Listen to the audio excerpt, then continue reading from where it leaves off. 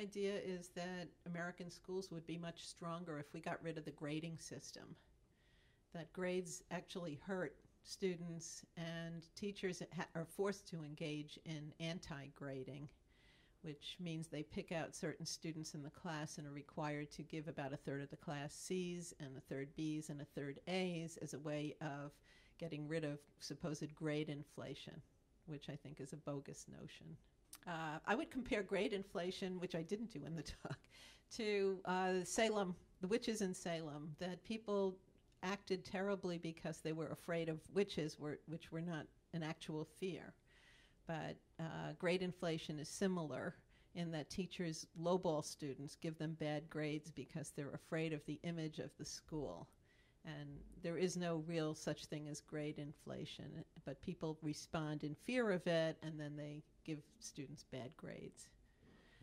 I would replace this with mastery-based education, where teachers feel responsible for teaching all the students in the classroom instead of picking out certain students who they think are going to be star students, and teaching to the entire class and making sure that everybody masters the material in the class. If a teacher, in my opinion, gives a class a 70 or student a 70, then who's going to teach that student the remaining 30% of the lesson? And usually the teacher then moves on. I feel that teachers have the responsibility to teach all of the students all of the material in the class. In my world, all students would graduate with a 100% GPA. They would learn all of the material when they graduate.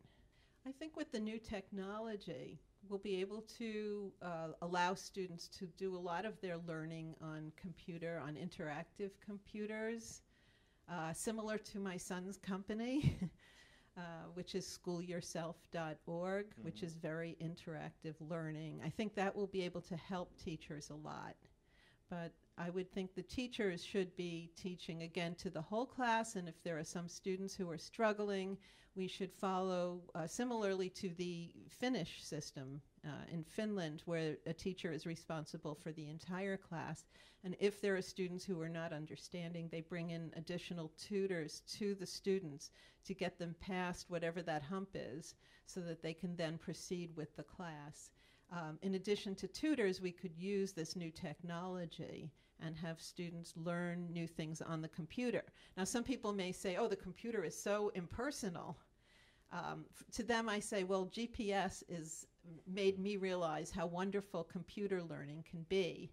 And one time when I was going to meet with a student, and I saw a road on the side that looked very interesting, and I was early for my appointment, so I decided to veer off the road and check it out. And what I love about GPS is, even though I went way out of my way, nobody scolded me and said, you're falling behind, or you didn't follow directions. Yeah. Instead, the GPS system just picks up wherever I was and takes me to wherever I wanted to go. And that's the way I see good teaching. That good teaching should take you from where you want to explore and where you want to go and bring you to your final destination. People hear the word inflation and they panic, and they're afraid that their school will be somehow demoted in the world or lose esteem or prestige if people think that there's grade inflation going on there. And schools would rather worry about their image than about their students' learning.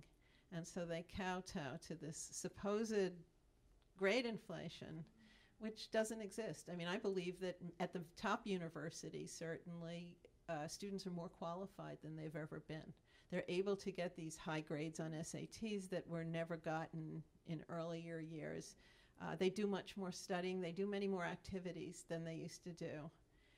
And so giving them all high grades doesn't hurt them. It's what they're earning, what they're deserving. And yet somebody out there decided, oh, we can't have grade inflation here, so we're going to have to artificially lower the grades of students. And that's prevalent in this country. And we're so busy putting down our students instead of trying to educate them all and bring them all up. And that's what hurts. That's what needs to be changed in this country.